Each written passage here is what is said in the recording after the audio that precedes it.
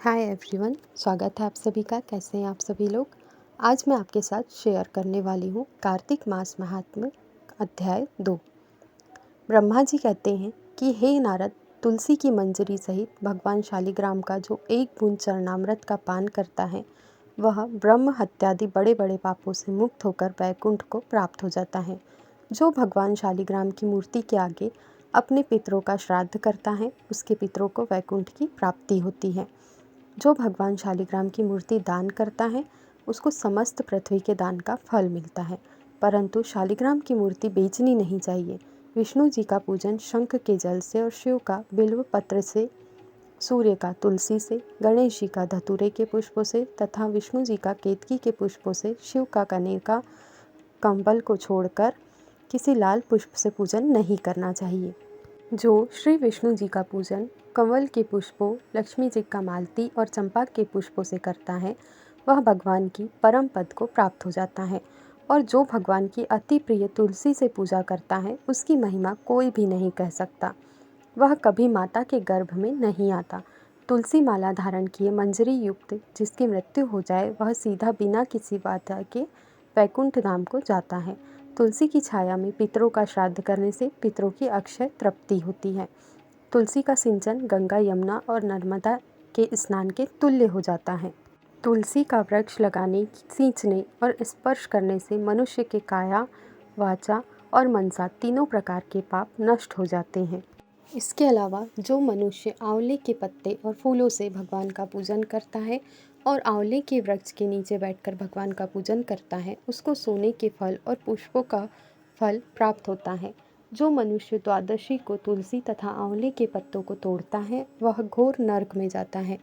जो मनुष्य कार्तिक माह में आंवले के फल, तुलसी और गोपी चंदन की माला धारण करता है वह जीवन मुक्त हो जाता है। इस प्रकार व्रती पुरुष भोजन करके चंदन, पुष्प, पान और दक्षिणा से ब्राह्मणों को प्रसन्न करे, सारे मांस भूमि पर शयन करे, ब्रह्मचर्य का पालन करे, पत्तल में एक समय भोजन करे, मौन व्रत धारण करे, वह शूरवीर और कांतिमान होता है।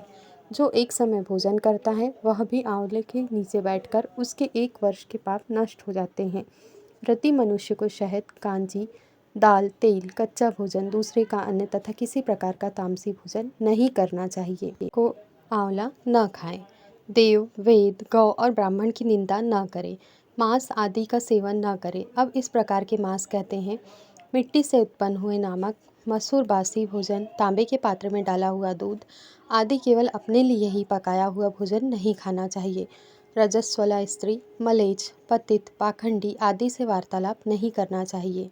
इन तिथियों में इन एक एक चीज़ों का भोजन नहीं करना चाहिए। एकम को पेठा, दूज को बैगन, तीज को पृथ्वी का फूल, चौथ को मौली, पंचम को बेलपत्र, छठ को कलिंदा, सप्तमी को आंवला, अष्टमी को नारियल, नवमी को जंगली घिया, दशमी को परमल, एकादशी को बेर, द्वादशी को मसूर, त्रयोदशी को पान, चतुर्दशी अथवा अमावस्या पूर्णमासी को नारी को साग नहीं खाना चाहिए।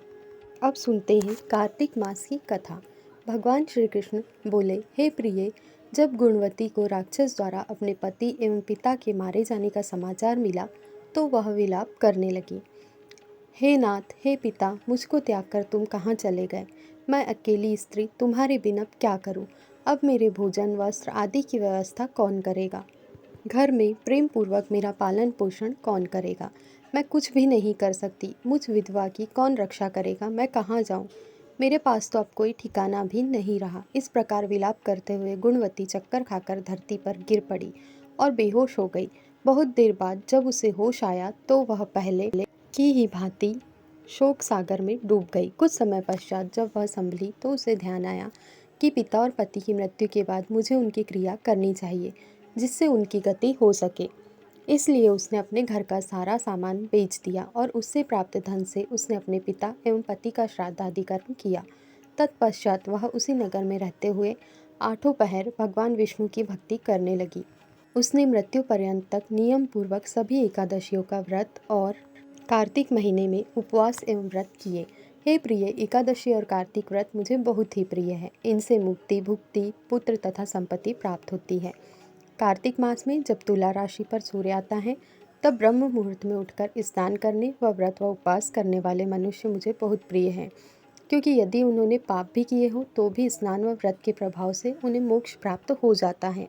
कार्तिक मास में स्नान, जागरण, दीपदान तथा तुलसी के पौधे की रक्षा करने वाले मनुष्य साक्षात भगवान विष्णु के समान है।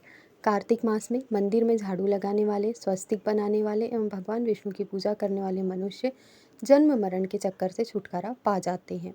यह सुनकर गुणवती भी प्रतिवर्ष श्रद्धापूर्वक कार्तिक का व्रत और भगवान विष्णु की पूजा करने लगी। हे प्रिय, एक बार उसे ज्वर हो गया और वह बहुत कमज़ोर हो गई। फिर भी वह किसी प्रकार गंगा स्नान के लिए चली गई। गंगा तक तो वह पहुंच गई, परंतु शीत के कारण वह बुरी तरह से कांप रही थी। इस कारण वह शिथिल हो गई। तब मेरे भगवान विष्णु दूत उसे मेरे धाम में ले आए। तत्पश्चात ब्रह्मा आदि देवताओं की प्रार्थना पर जब मैंने कृष्ण का अवतार लिया तो मेरे गण भी मेरे साथ इस पृथ्वी पर आए, जो इस समय यादव हैं। तुम्हारे पिता पूर्व जन्म में देव शर्मा थे, जो इस समय सत्राजीत है। पूर्व जन्म में चंद्र शर्मा, जो तुम्हारा पति था, वह डाकू है। और हे प्रिय, तुम वही गुणवती हो। कार्तिक व्रत के प्रभाव के कारण ही तुम मेरी अर्धांगिनी हुई हो। पूर्व जन्म में तुमने मेरे मंदिर के द्वार पर तुलसी का पौधा लगाया था। इस समय वह तेरे महलों के आंगन में कल्प वृक्ष के रूप में विद्यमान है। उस जन्म में जो तुमने दीपदान किया था, उसी कारण तुम्हारी देह इतनी सुंदर है और तुम्हारे घर में साक्षात लक्ष्मी का वास है। चूँकि तुमने पूर्व जन्म में अपने सभी व्रतों का फल प्रतिस्वरूप विष्णु को अर्पित किया था, उसी के प्रभाव से इस जन्म में तुम मेरी प्रिय पत्नी हुई हो। पूर्व जन्म में तुमने नियम पूर्वक जो कार्तिक मास का व्रत किया था, उसी के कारण मेरा और तुम्हारा कभी वियोग नहीं होगा। इस प्रकार कार्तिक मास में व्रत आदि करने वाले मनुष्य मुझे तुम्हारे समान प्रिय है। दूसरे जप, तप, यज्ञ, दान आदि करने से प्राप्त फल कार्तिक मास में किए गए व्रत के फल से बहुत थोड़ा होता है, अर्थात कार्तिक मास के व्रतों का 16वां भाग भी नहीं होता। इस प्रकार सत्यभामा भगवान श्री कृष्ण के मुख से अपने पूर्व जन्म के पुण्य का प्रभाव सुनकर बहुत प्रसन्न हुई। जय श्री कृष्ण।